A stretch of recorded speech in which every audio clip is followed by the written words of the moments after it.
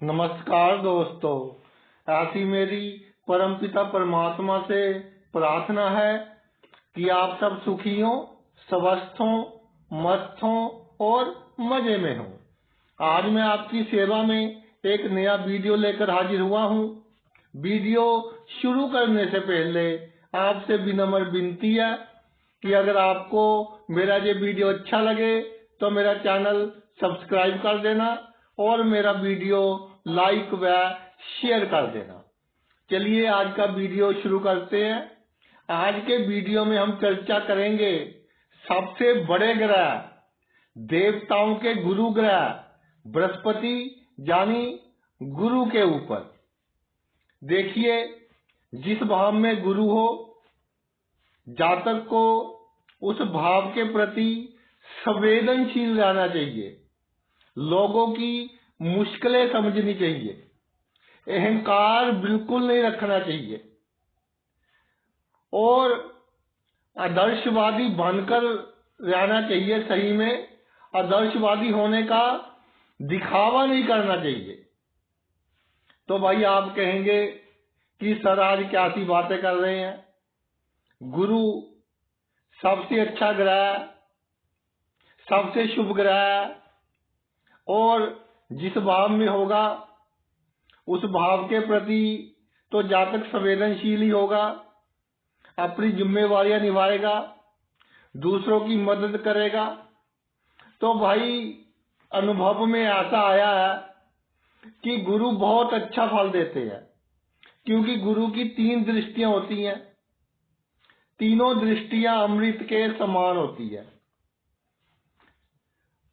अपनी दृष्टियों के कारण ही गुरु अच्छा फल देते हैं, क्योंकि किसी भी भाव में बैठे हो, किसी न किसी भाव पर 3 दृष्टियां पड़ेंगी और कुंडली के 3 भाव मजबूत हो जाएंगे। लेकिन आज की चर्चा का विषय है कि जिस भाव में गुरु विराजमान हो उस भाव से संबंधित जातक में अहंकार भी आएगा, जिससे काम होता है उसके तो आगे पीछे, लेकिन जिससे काम नहीं होता उसके बारे में सोचता है कि ये तो मेरा टाइम वेस्ट करने आ गया। सेंसिटिविटी यानी संवेदनशीलता की कमी होती है। व्यवहार थोड़ा इस तरह का कि दूसरों को दुख हो। जिस भाव में विराजमान हो उस भाव से संबंधित मामलों की मैं बात कर रहा हूं। लेकिन दिखावा इस तरह का कि मैं बहुत आदर्शवादी हूं, तो आदर्शवादी होने का सिर्फ दिखावा ही होगा। उस भाव से संबंधित बाकी बातों जो होंगी वो गुरु जैसी नहीं होगी। उसमें छल होगा, कपट होगा।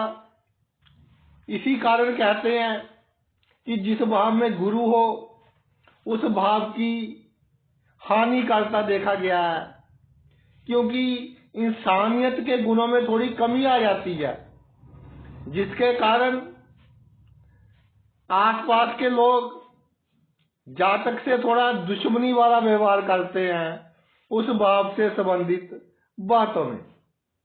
आइए प्रत्येक भाव पर चर्चा करते हैं। सबसे पहले लगन ही ले लेते हैं। प्रथम भाव यानी लगन में मजबूत गुरु हो। पहले मजबूत गुरु समझ लें कि क्या होता है। अगर गुरु मजबूत होगा तो पूर्ण रूप से जो फल हम बताएंगे वो आपको मिलेंगे, नहीं तो थोड़े न्यून मात्रा में मिलेंगे। देखिए, गुरु की सब राशि है धनु और मीन, उच्च राशि है कर्क। इन राशियों में गुरु अच्छा फल देते हैं। मंगल के बाद राशि मेष और वृश्चिक में भी गुरु अच्छा फल देते हैं। सूर्य के घर में तटस्थ हो जाते हैं, क्योंकि राजा के घर में गुरु आ गए। सूर्य और गुरु दोनों ही तटस्थ हो जाते हैं। बुध के घर में अच्छा फल देते हैं, तीसरे में और छठे में, लेकिन इतने मजबूत नहीं होते, एवरेज मजबूत होते हैं। तो ये तो होगी गुरु की मजबूती की बात। अब आते हैं अपने मुद्दे के ऊपर कि लगन यानी पहले भाव में गुरु विराजमान हो तो जातक अपनी हैसियत का दिखावा करता है, उसको हैसियत का दिखावा नहीं करना चाहिए। गरीबों से, जो उसके मुकाबले लोअर लेवल के लोग हैं, उनका मजाक नहीं उड़ाना चाहिए। हेयर स्टाइल सिंपल रखना चाहिए। चार बंदों के बीच खड़ा हो तो बड़ी बड़ी बातें नहीं करनी चाहिए। अगर आप बुद्धिमान हैं तो दूसरों को ये दिखाने की कोशिश ना करें कि वह बुद्धिमान नहीं है, कि मेरी बुद्धि बहुत विचित्र है, जो मैं कर सकता हूं कोई नहीं कर सकता। ओवर स्मार्ट बनने की कोशिश ना करें और किसी को नीचा दिखाने की कोशिश ना करें। किसी की नुक्ताचीनी बिल्कुल नहीं करनी, वरना लोग आपके बिना मतलब के दुश्मन बन जाएंगे। एक बात और बता दूं मैं आपको कि जब लगन में गुरु विराजमान हो तो अगर जातक जब जमीन पर चौकड़ी मारकर बैठता हो तो इस तरह बैठे जिस तरह कोई गुरु बैठता है। जब कोई बहुत बड़े साधु संत बैठते हैं चौकड़ी मारकर, तो गुरु अपना पूर्ण रूप से शुभ प्रभाव दे रहा है, बहुत मजबूत है, ये समझ लेना चाहिए। दूसरे भाव में भाई गुरु हो तो वाणी जितनी विनम्र होगी, कार्य क्षेत्र में आप उतनी ही सफलता हासिल करोगे। वाणी हुक्म देने वाली नहीं होनी चाहिए। क्वेश्चन के रूप में किसी से काम करवाएं कि आप मुझे ये वस्तु पकड़ा दोगे, क्या आप मेरा ये कार्य कर दोगे। इस तरह लोगों से अपना कार्य करवाएं तो आपका कार्य भी सिद्ध हो जाएगा और समाज में आपकी इज्जत भी अच्छी रहेगी। जो आपका मुख है जैसा भी है, लगन के अनुसार गोरा है, काला है, निशान अधिक है, निशान कम है, अपने मुख की शोभा बढ़ाने के चक्कर में अधिक नहीं पड़ना। खास तौर पर मैं अपनी बहनों को कहना चाहता हूं कि मुख का कम से कम मेकअप करें। केमिकल के साथ अगर मेकअप करोगे या ब्यूटी पार्लर में जाकर मेकअप करवाओगे तो 50-55 साल की उम्र के बाद आपके मुख की सुंदरता पूरी की पूरी खराब होने के चांस बनेंगे।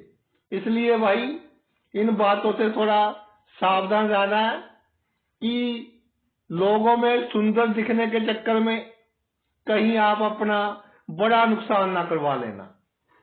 खाने पीने पर कंट्रोल रखना है। अच्छी अच्छी जो व्यंजन है, अच्छे अच्छे फूड आइटम्स हैं, उनको खाने का बहुत शौक है आपको, लेकिन ये शौक जवानी में तो ठीक है, लेकिन बाद में जाकर आपके लिए समस्या पैदा कर सकता है। और दूसरे भाव में गुरु हो, कभी फूड आइटम से संबंधित कार्य नहीं करना। इस कार्य में अचानक ही घाटा पड़ सकता है। अगर फूड आइटम से संबंधित कार्य कर रहे हो, भोजन पदार्थों से संबंधित, तो साथ में कोई और कार्य कर ले, चाहे पार्टनरशिप में कर ले, लेकिन साथ में दूसरा काम अवश्य कर ले। कुटुंब के लोगों के सामने, खानदान के सदस्यों के सामने विनम्र बने रहें और उनको नीचा दिखाने की कोशिश ना करें, उनको ये दिखाने की कोशिश ना करें कि मैं तो बहुत बुद्धिमान हूं। इसके अलावा दूसरे घर में गुरु हो तो थोड़ा धन बुरे समय के लिए बचाकर रख ले। ऐसा करने के दो फायदे होंगे। एक तो आपका उपाय हो जाएगा कि अशुभ समय नहीं आएगा कि धन की बहुत कमी हो जाए, धन में उतार चढ़ाव कम आएंगे। दूसरा, आप में आत्मविश्वास बना रहेगा कि मेरे पास धन है। इस तरह की हरकत बिल्कुल ना करें जिसके कारण आपके पड़ोसियों को नुकसान हो या आपका कोई कार्य आपके पड़ोसियों को बुरा लगे, वरना गुप्त रूप से आपके पड़ोसी आपसे भाई बदला लेंगे। तीसरे भाव पर चलते हैं। तीसरे भाव में गुरु विराजमान हो।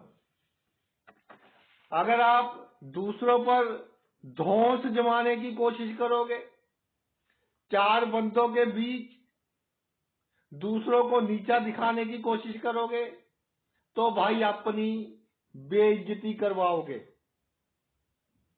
फिर जो आपकी बेइज्जती होगी उसको सहन करना आपके लिए मुश्किल हो जाएगा। फिर उस बंदे के साथ मन में दुश्मनी के विचार कि इससे बदला कैसे ले, और आपका लंबे समय तक जो मानसिक पीस है, पीस ऑफ माइंड है, वो खराब रहेगा। आप भाग्यवान हैं, इसमें कोई शक नहीं है, मगर जो भी आपकी जिम्मेदारियां हैं समाज के प्रति, अपने कार्य के प्रति, उनको पूरी तरह से निभाएं, वरना आपके लिए समस्या खड़ी हो सकती है। हमेशा अपने आसपास के लोगों की सहायता करें। ये नहीं कि किसी से काम है, काम पड़ता है तो उसकी ही सहायता करनी है। भाई दुनिया गोल है, कभी भी किसी भी समय किसी की आवश्यकता पड़ सकती है। भाई बहनों से अच्छे संबंध रखने की कोशिश करें, मगर भाई बहनों से कोई भी एक्सपेक्टेशन बिल्कुल ना रखे कि मैंने इनसे ये लाभ लेना है। जो आपका मकान है बिल्कुल सिंपल रखें, उसकी सुंदरता पर नाजायज खर्च ना करें। जितना वक्त जरूरी हो उतना खर्च ही करना है। एक बात मैं और कहना चाहता हूं, अगर तीसरे भाव में गुरु हो जो मीडिया की लाइन में है, कम्युनिकेशन की लाइन में है, चाहे प्रिंट मीडिया है या वीडियो मीडिया है, आर्टिकल वगैरह लिखते हैं या किसी की इंटरव्यू वगैरह करते हैं, तो भाई किसी के प्रेशर में आकर, किसी के दबाव में आकर पक्षपात नहीं करना या रिश्वत लेकर पक्षपात नहीं करना, नहीं तो ये आपको एक दिन बहुत महंगा साबित होगा। चौथे भाव में आते हैं। चौथे भाव में गुरु हो।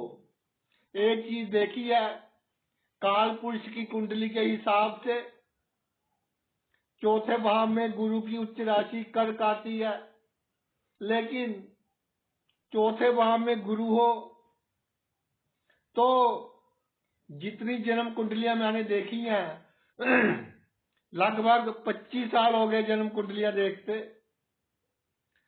तो तकरीबन सभी को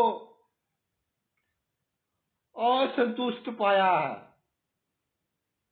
थोड़े बहुत असंतुष्ट तो पूरी की पूरी दुनिया है, लेकिन चौथे भाव में गुरु हो, जातक की इस जीवन से, लोगों से, भगवान से एक्सपेक्टेशंस बहुत बढ़ जाती हैं, परिवार से एक्सपेक्टेशन बहुत बढ़ जाती है। और नेचर किस तरह की होती है कि परिवार में अपने आप को बड़ा साबित करने की कोशिश करते हैं। परिवार के सदस्यों से जो आपका व्यवहार होता है वो इतना अच्छा नहीं होता। आपको पता नहीं कि परिवार के किस सदस्य से कैसे बात करनी है। कोई सेंसिटिव होता है, कोई कैसा होता है। हर किसी की जो नेचर होती है उसके अनुसार बात करनी पड़ती है। लेकिन आप अपने अहंकार में, जिसके कारण आपके व्यवहार से परिवार के सदस्य संतुष्ट नहीं होते। ये अलग बात है कि आपके सामने शो करे या ना करें, जिसके कारण आपको अपने ही घर में खुशी का कम एहसास होता है, कम अनुभव होता है। जमीन जायदाद खरीदनी हो या कोई नया वाहन खरीदना हो, खरीदने में बिगड़ बाधाएं आ जाएं, यानी 2 दिन का काम हफ्ते में हो, तो ये आपके लिए बहुत शुभ है। बिगड़ बाधाओं से आपको नाराज नहीं होना, खुश होना है कि इन चीजों में बिगड़ बाधाएं आ रही हैं। बिगड़ बाधाएं आने के बाद जो भी आप प्रॉपर्टी खरीदोगे, जो भी आप वाहन खरीदोगे, वो आपके लिए बहुत लकी होगा। आपके पास पावर्स हो, मगर पब्लिक के साथ जब आप डीलिंग करते हैं, आम लोगों के साथ जब आप डीलिंग करते हैं, जो बंदा कभी भी आपके खिलाफ खड़ा हो या आपके खिलाफ कुछ बोला हो आपके अगेंस्ट, तो जब भी आपको मौका मिलेगा आप अपनी कलम से या आप अपनी शक्ति से उसका नुकसान करोगे, मगर उसे शो नहीं करोगे।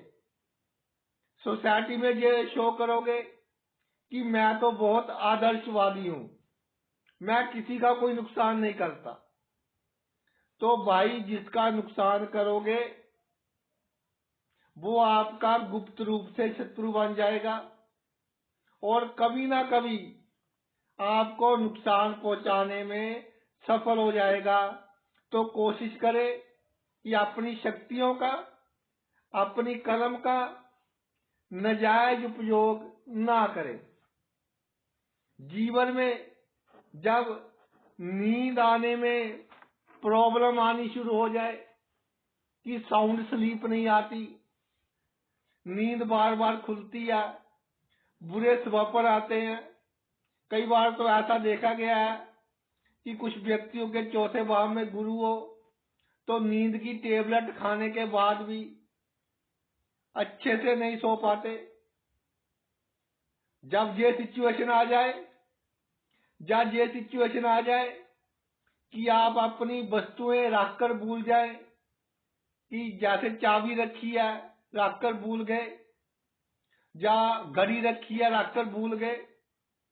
कई बार ऐसा देखा है कि जहां तक कहीं बाहर गया है, किसी दूसरे की गाड़ी को ही अपनी गाड़ी की चाबी लगा रहा है, फिर सोचता है कि गाड़ी खुल नहीं रही। इस तरह की प्रॉब्लम्स आनी शुरू हो जाए तो इसको इग्नोर नहीं करना, फौरन आपको डॉक्टरी सलाह लेनी है, मेडिकल एडवाइस लेनी है भाई। अगले भाव पर आते हैं। पंचम भाव में गुरु विराजमान हो। एक बात का खास ख्याल, अगर पुत्र संतान होने में विलंब हो रहा हो, या अगर आप स्त्री हैं तो मिसकैरेज हो गया, जब पुरुष है तो आपकी पत्नी का मिसकैरेज हो गया, तो अधिक चिंता की बात नहीं है, क्योंकि गुरु का शुभ प्रभाव समाप्त हो गया। अब गुरु आपकी संतान के लिए अच्छा फल देगा और संतान तरक्की करेगी, मगर संतान से कोई उम्मीद नहीं रखनी। तो आपकी संतान आपकी बहुत सहायता करेगी। जितनी एक्सपेक्टेशन अधिक रखोगे उतना आप दुखी होगे। पंचम भाव में गुरु जिनके विराजमान हो जाता है उनकी बुद्धि बहुत तीक्ष्ण होती है, बहुत तेज होती है, दिमाग तेज होता है। और इस तरह के बच्चे, उनको मैं कहना चाहता हूं कि आप किसी कॉम्पिटेटिव एग्जाम की तैयारी कीजिए। आईएएस, पीसीएस वगैरह भी आप क्लियर कर सकते हैं अगर दशमेश अच्छा हो। अगर दशमेश अच्छा ना भी हो तब भी कोई छोटे लेवल का एग्जाम आप अवश्य क्लियर कर लोगे। पंचम भाव में गुरु प्रेम संबंधों से दूर रहे, बदनामी का कारण बनेंगे। तर्क वितर्क के कारण बिना मतलब के लोगों को अपना शत्रु बना लेते हो। ना 3 में होते हो ना 13 में होते हो, पंगा किसी दूसरे का होता है, बीच में जाकर आप भाषण देना शुरू कर देते हो। तो भाई ये आदतें आपके लिए अच्छी नहीं है। अचानक धन प्राप्ति या बिना कमाया धन प्राप्ति में विघ्न बाधाएं आए तो ये भी आपके लिए शुभ है। धैर्य रखें, ईश्वर की कृपा से समय के साथ सब कुछ अच्छा हो जाएगा। पंचम भाव में गुरु हो तो जातक मन का सच्चा होता है, मगर कार्य क्षेत्र में जो उसका काम करने का ढंग होता है, लोग समझते हैं कि यह बहुत चालाक बंदा है, पता नहीं कब किसी का क्या बुरा कर दे, लेकिन ऐसा होता नहीं है। अगले भाव पर आते हैं। छठे भाव में गुरु विराजमान हो तो भाई छठे भाव में गुरु विराजमान हो जिनकी कुंडली में, सबसे इंपॉर्टेंट बात, डायबिटीज, शुगर की बीमारी का खास तौर पर आपको ख्याल रखना है और समय समय पर डायबिटीज का टेस्ट करवाते रहना है। धन के लिए अच्छा योग है, पैसे रोजगार के लिए अच्छा योग है, मगर छठे भाव में गुरु विराजमान हो तो जीवन में अड़चने और कठिनाइयां थोड़ी बहुत आती जाएंगी और जाती जाएंगी, अधिक चिंता नहीं करनी। वैसे तो शराब नहीं पीनी चाहिए। अगर आप शराब पीते हो तो मित्रों के साथ बैठकर बिल्कुल ना पिए, घर में बैठकर आराम से पिए, नहीं तो आप पर कोई गलत इल्जाम लग सकता है। जो जातक नौकरी करते हैं और छठे भाव में गुरु विराजमान है तो जब जीवन में कोई खराब दशा, अंतरदशा आती है तो नौकरी में कोई प्रॉब्लम आ जाती है, जिसके कारण आपका दिल करता है कि मैं नौकरी छोड़ दूं या रिटायरमेंट ले लूं। तो भाई उस समय धैर्य रखने की आवश्यकता है। ये पीरियड टेम्परेरी होगा, 2-4 महीने का। 2-4 महीने धैर्य रखें, उसके बाद सब कुछ अच्छा हो जाएगा। बृहस्पति छठे भाव में हो तो जातक का अपमान होते होते बच जाएगा या बहुत कम होगा। समुद्री यात्रा से आपको लाभ होगा। जीवन में 1-2 बार समुद्र में यात्रा करें, चाहे 5-10 किलोमीटर ही समुद्र में हो आए, लेकिन यात्रा अवश्य करें। लीवर और पेट की समस्या को इग्नोर बिल्कुल नहीं करना। सप्तम भाव में गुरु हो, मैं अपने कई वीडियोज में बताता हूं, आज फिर बता रहा हूं कि सप्तम भाव में गुरु हो, अपनी राशि 9 और 12 का हो, अकेला हो, किसी ग्रह की दृष्टि ना हो, तो जातक का जीवन साथी का स्वास्थ्य या तो खराब रहेगा या अनफॉर्चुनेटली समय से पहले जीवन साथी की मृत्यु हो सकती है।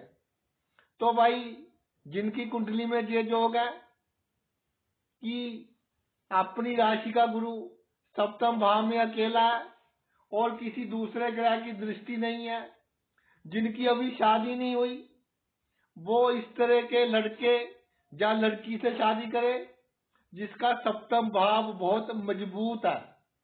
और जिनकी शादी हो चुकी और उनको प्रॉब्लम आ रही है, वो दोबारा शादी कर ले, हुए अपने पार्टनर से, उसी से दोबारा शादी कर ले तो प्रॉब्लम में कमी आएगी। सप्तम भाव में गुरु हो तो जातक के ईगो के कारण अहंकार होता है, मैं होती है, बाहर बहुत अच्छे से बात करेगा लोगों से, लेकिन जीवन साथी से बात करने में अहंकार आ जाएगा, मैं आ जाएगी, जिसके कारण जीवन साथी से अनबन रहेगी। इसके अलावा सप्तम भाव में गुरु हो तो जातक को जीवन में एक दो बार सेक्स संबंधी समस्याएं आती हैं, मगर वो टेम्परेरी होंगी, थोड़ा सा इलाज करवाएंगे ठीक हो जाएंगी। अगर अधिक टेंशन लोगे तो फिर ठीक होने में वक्त लगेगा। जातक धार्मिक होता है और दूसरों की सच्चे दिल से मदद करने वाला होता है। जातक के दिमाग में एक बात बैठ जाती है कि मैं अपने जीवन साथी का कितना भी कर लूं, कितना भी अच्छा कर लूं, वो मेरे बारे में गलती सोचेगा या गलती सोचेगी। इसके अलावा जीवन साथी का स्वभाव भी थोड़ा शक्की होता है। सप्तम भाव में गुरु हो तो भाई साझेदारी में, पार्टनरशिप में कोई कार्य ना करे तो आपके लिए उत्तम रहेगा। ऐसा कहा गया है कि जिनकी कुंडली में सप्तम भाव में गुरु होता है, जातक पिछले जन्म का साधु होता है, अच्छे कर्म क्रेडिट होते हैं, इसलिए जीवन के सभी सुख जातक को प्राप्त होते हैं। कोर्ट कचहरी में अगर केस हो जाए तो चिंता बिल्कुल नहीं करनी। अगर डिले आ रही हो, विघ्न आ रहे हो, तो आपके लिए अच्छा है, विजय आपकी ही होगी। आप बहुत दूरदर्शी हो, दूर की बात सोचकर फिर काम करते हो, मगर इसी चक्कर में कई बार अपनों का नुकसान कर देते हो, जिसके कारण आपके अपने ही आपके दुश्मन बन जाते हैं। अपने आदर्शों के कारण, अपनी शराफत के कारण पैतृक संपत्ति में जा ये शो करने के लिए कि मैं बहुत आदर्शवादी हूं, पैतृक संपत्ति का जब बंटवारा होता है उसमें आप भाई थोड़ा घाटा खा लेते हो। अष्टम भाव में गुरु हो तो अष्टम भाव में गुरु हो, पंचम दृष्टि 12वें भाव पर पड़ेगी और सप्तम दृष्टि दूसरे भाव पर पड़ेगी। लगन के दोनों ओर दृष्टि पड़ गई तो अच्छा योग है, लगन बहुत मजबूत हो गया, आत्मविश्वास अच्छा होगा जातक में, जातक सिकरट होगा, जातक को समझना बहुत मुश्किल होगा, अपना पूरा जीवन गुप्त रखने की कोशिश करेगा।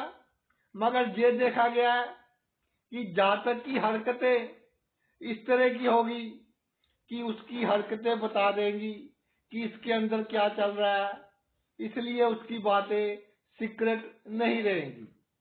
डायबिटीज, थायराइड, इन प्रॉब्लम्स का आपको ध्यान रखना है और समय समय पर टेस्ट करवाते रहना है।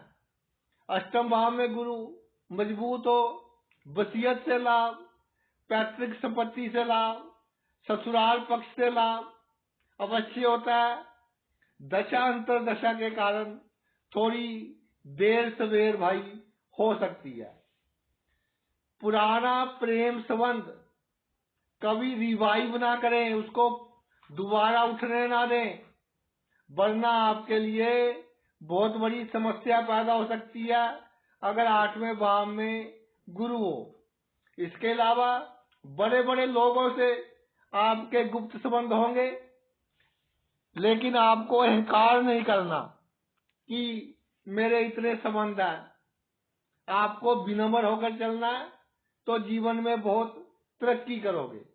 अष्टम भाव में गुरु हो तो कोई रोग आए उससे पहले जातक को संकेत मिल जाते हैं, मगर कई बार अधिक आत्मविश्वास के कारण जातक समझता नहीं है या इग्नोर कर देता है और छोटी बीमारी बड़ी बीमारी में तब्दील हो जाती है। नवम भाव में गुरु हो भाई तो भाग्य का भाव है। जीवन में भाग्य में थोड़े उतार चढ़ाव आएंगे। जातक को धार्मिक होने का बिल्कुल दिखावा नहीं करना चाहिए। विदेश में या जन्मभूमि से दूर जातक अच्छी तरक्की करते हैं, लेकिन थोड़ी स्ट्रगल के बाद तरक्की करते हैं। कई बार इस तरह देखा गया है, नवम भाव में मजबूत गुरु हो, कसूर गलत काम कोई दूसरा करता है और इल्जाम जातक पर लग जाता है बिना मतलब का, लेकिन वो इसलिए लगता है कि जातक के साथ कोई बदला लेता है। जातक ने पहले किसी का बुरा किया होता है और वो जातक के साथ बदला लेता है। जातक का अपने बहनोई से और साले से सावधान रहना चाहिए, नहीं तो ये दोनों गुप्त प्रॉब्लम आपके लिए क्रिएट कर सकते हैं। नवम भाव में गुरु हो तो बुजुर्गों के सामने विनम्र रहे और उनका आशीर्वाद लेते रहें, उनकी सेवा करें। किसी चीज की आवश्यकता हो उनकी आवश्यकता पूरी करें। और नवम भाव में गुरु हो पिता से ठगी लगाने की भाई कभी कोशिश आपको नहीं करनी। दसम भाव में गुरु विराजमान हो जाए तो अच्छे वाहन के लिए बढ़िया योग है। प्रॉपर्टी निर्माण करता है जातक, घर अच्छा होता है। कार्य क्षेत्र में ये मेरी बात नोट कर ले, जो भी आपका कार्य क्षेत्र है, कार्य क्षेत्र में जो आपके बहुत निकट होगा वह ही आपको नुकसान पहुंचाएगा, इसलिए सावधानी से काम लेना है। दसम भाव में गुरु श्वास रोग, खांसी, चेस्ट इन्फेक्शन, छाती की इन्फेक्शन, इस तरह की बीमारियां देता देखा गया है, तो इससे भी थोड़ी सावधानी बरतनी है। अगर आप किसी बड़ी पोजीशन पर विराजमान हो, कोई शक्ति है आपके पास, तो अपनी कलम से किसी का बुरा ना करें। अगर किसी पर कोई गुस्सा है तो 2 गाली निकाल लें, अपना गुस्सा ठंडा कर लें, लेकिन कलम से अगर बुरा करोगे तो भाई फिर गुरु आपको थोड़ा खराब फल देगा, इज्जत में कमी आएगी। इसके अलावा जीवन में कितनी भी ऊंचाइयों पर पहुंच जाए, छोटे बंदों और उन बंदों को जिन्होंने किसी समय आपकी बहुत सहायता की है उनको बिल्कुल नहीं भूलना, उनके साथ अच्छे संबंध रखने हैं और दुख सुख में उनके साथ खड़े रहना है। होशियारी, चुस्ती, चालाकी, छल कपट आप कर तो लेते हो, लेकिन ये भाई आपको थोड़ा महंगा पड़ता है, इसलिए एक लिमिट में रहकर देखो। करना तो जरूरी पड़ेगा क्योंकि दसम भाव में गुरु है, लेकिन एक सीमा में रहकर कि किसी जरूरतमंद का, गरीब का, उसका नुकसान ना हो। बाकी बेईमान के साथ तो छल कपट कर ले, उसका कोई नुकसान नहीं है। सभी के सामने सुपर बनने की कोशिश ना करें कि मेरे जैसा तो कोई बंदा ही नहीं है। अगले भाव पर आते हैं। 11वें भाव में गुरु हो, ऐसा लिखा है कि 11वें भाव में गुरु जन्म कुंडली में गुरु की सबसे अच्छी स्थितियों में से एक स्थिति है और देखने में भी ऐसा आया क्योंकि दृष्टियां बहुत अच्छे स्थान पर पड़ेंगी। 11वें भाव में गुरु विराजमान हो जाए, आमदनी के लिए अच्छा है, पैसों के कारण कोई आपका कार्य नहीं रुकेगा। खास तौर पर जैसे जैसे उम्र बढ़ती जाएगी, बुढ़ापे में जाकर तो बहुत धन हो जाएगा। अगर लग्नेश और भाग्य अच्छे हो तो सोने पर सुहागा। जातक का मित्रों का सर्कल बड़ा होता है, हर क्षेत्र के लोग जातक के मित्र होते हैं। मगर एक बात का ध्यान रखना कि 11वें भाव में गुरु हो, जो आपका सबसे निकट वाला मित्र होगा वही आपको नुकसान पहुंचाने की कोशिश करेगा। उससे सावधानी रखनी है, उस पर कड़ी नजर बनाकर रखनी है। आपके भाई बहन कैसे भी हैं, लेकिन उनके साथ कभी भी कटुवाणी का, गलत वाणी का उपयोग ना करें। रिश्तेदारों से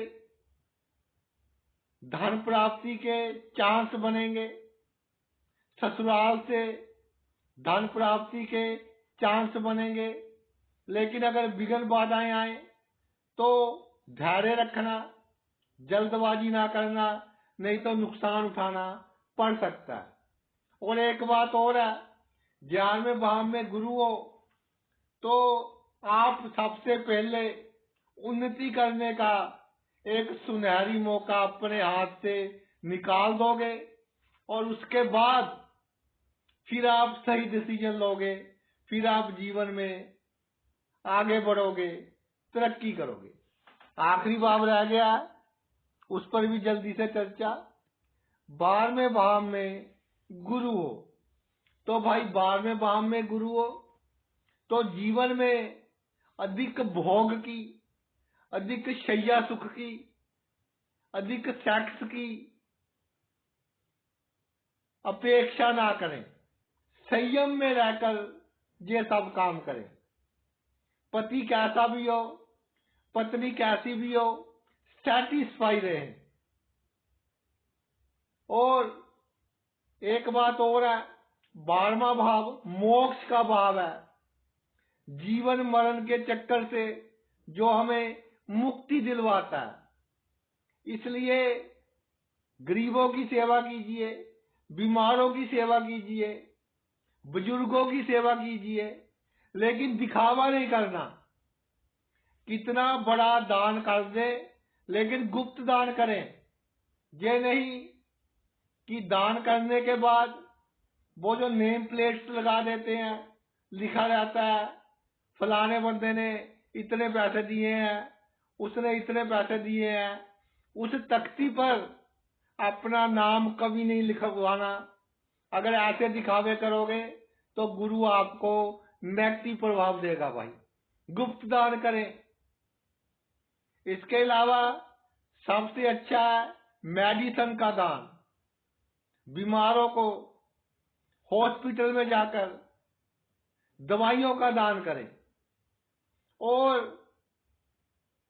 अगर किसी धार्मिक व्यक्ति की मृत्यु होगी हो या किसी की भी हो गई हो, तो अगर धार्मिक व्यक्ति की होगी हो या ब्राह्मण की हो गई हो, तो अगर पैसों की प्रॉब्लम हो तो आप खर्चा कर दे। ये आपके लिए सबसे अच्छा दान है। पैरों की चोटें, आंखों की बीमारियां, इनका भाई खास तौर पर आपको ध्यान रखना है। इनको इग्नोर बिल्कुल नहीं करना, नहीं तो छोटी से छोटी समस्या बड़ी समस्या में तब्दील हो सकती है। तो भाई ये तो मेरा वीडियो था गुरु ग्रह के ऊपर कि गुरु ग्रह हो, अहंकार नहीं करना, उस भाव के प्रति संवेदनशील रहना है। मैं की भावना नहीं रखनी, दूसरों की सहायता करनी है, तो समाज में आपकी इज्जत बढ़ेगी, सफलता बढ़ेगी और जीवन सुख में बीतेगा। आपने अपना इतना कीमती समय निकालकर ये मेरा वीडियो देखा, मैं तहे दिल से आपका आभारी हूँ। Thanks a lot.